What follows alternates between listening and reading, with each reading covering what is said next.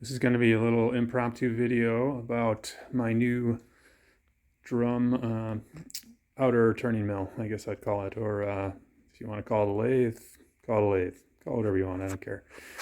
So anyway, I've built a few of these things since I've been building drums, which goes back to 2018. And each time I kind of fell short. There were just, issues. I could still turn out decent drums, but it was a real pain in the butt. So I decided to give another try, put in some features that I've been thinking of for a long time, and this is what I came up with. So I guess starting from the beginning, the router table, let me back up here. I built the router table, I think it was right from the beginning, 4 years ago, and kind of built it for this purpose, for building drums. And as such, I put the router itself, and you can kind of see it in there under this drum. I don't want to take it all apart right now, but the router itself is positioned roughly in the middle of the table. Maybe it's exactly the middle. I honestly don't remember. But anyway, over time, I've kind of, I've changed routers. I built a router lift so that using, can you see it? Oh, not enough light. Shoot.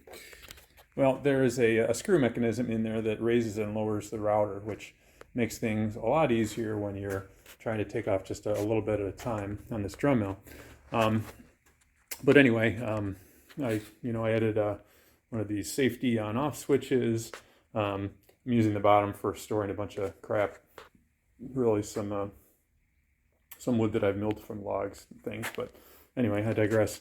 I'm getting back to the mill itself.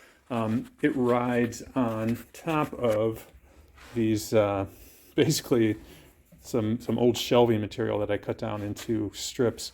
And this used to be the base for my router sled, where these strips were connected with call it the cross pieces, the support towers, whatever you want. They were all connected, and the whole thing slid back and forth. What I've done now is I've made these stationary on the table. Okay, got interrupted there by arrival of my wife home, showed at the garage door. But anyway, these used to slide, on the table, and I would just have them supported by rails on each side, and the whole thing would slide back and forth, and that worked okay. But I thought what would be better is if I could have just a rail basis, and so now the mechanism slides on top of it. So that was kind of the first change. The next change that I made to this thing was I wanted to make the height easily adjustable, because obviously this thing has to be exactly parallel to the table going all the way across. And that was difficult to do in my old system. I just had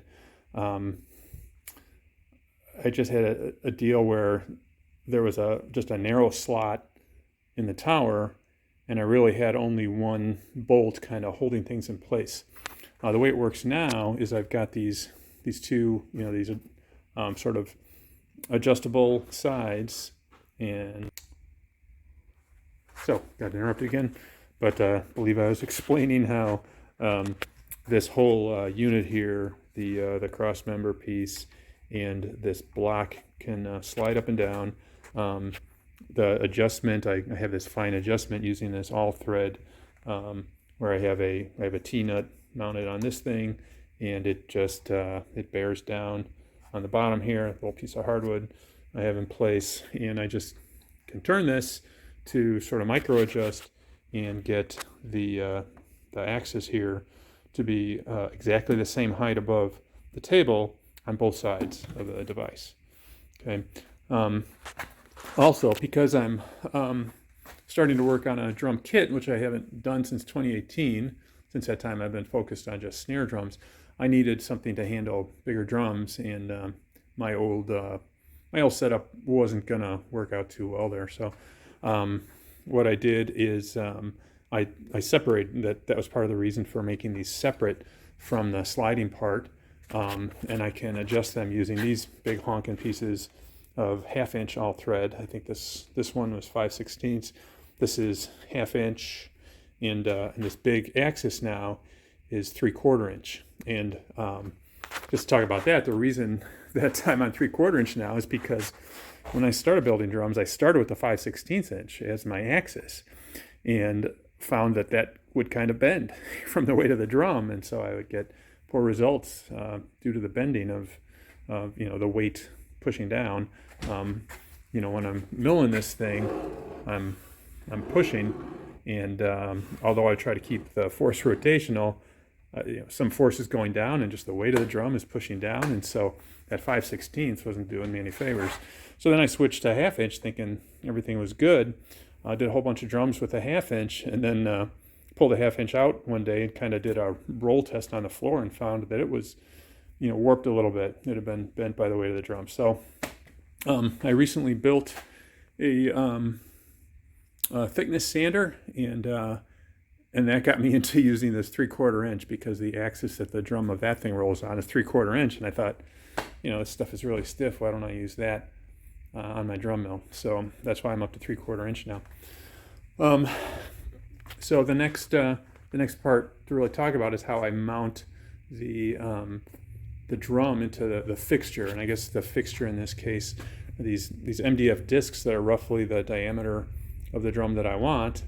And you can see in there, I've got these little plates, and all that really is,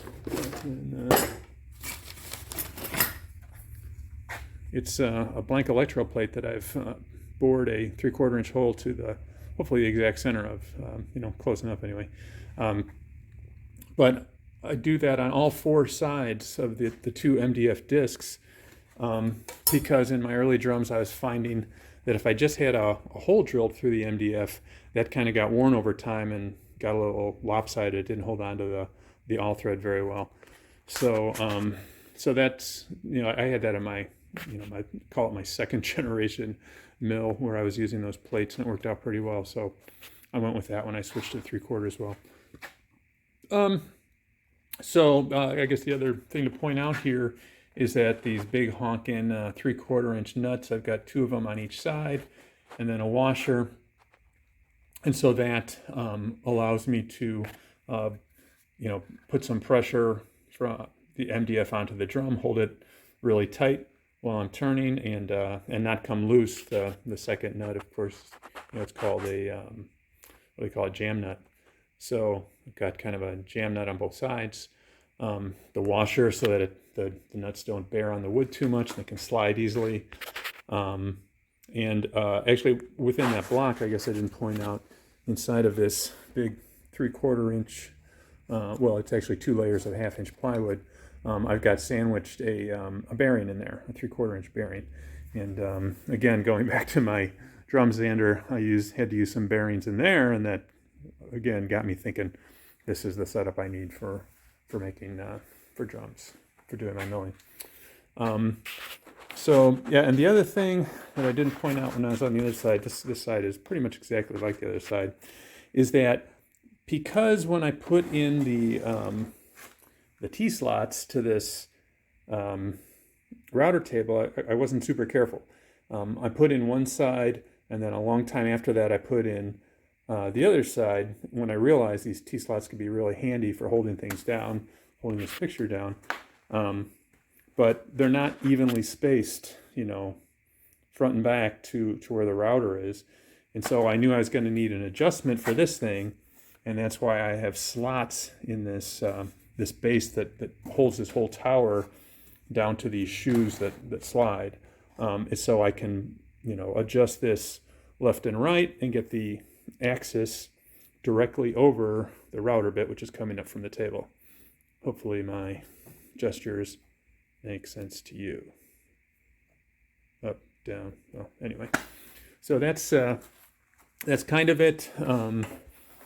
I guess I should mention I've got dust collection going into this box that holds the router lift, through 4-inch PVC, going all the way back there to, I've got a separator can on the bottom. You can't really see it because it's behind that orange extension cord, but you can see I got the big, it's a Harbor Freight deal, but with a filter added, a good filter which is much better than using a dust bag. Yeah, so, but as you can see, I still get a lot of sawdust on the table. Maybe I need to open up the router plate that's up under all this so that there's more airflow through to pick that up. I also built a new inner drum milling fixture, again to make it expandable and also to fit, on this table using the T-slots again to hold everything in place.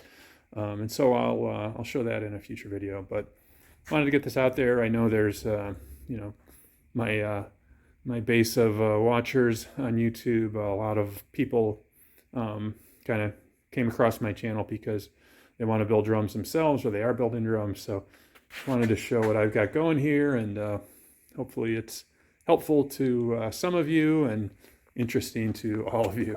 Thanks a lot. Bye-bye.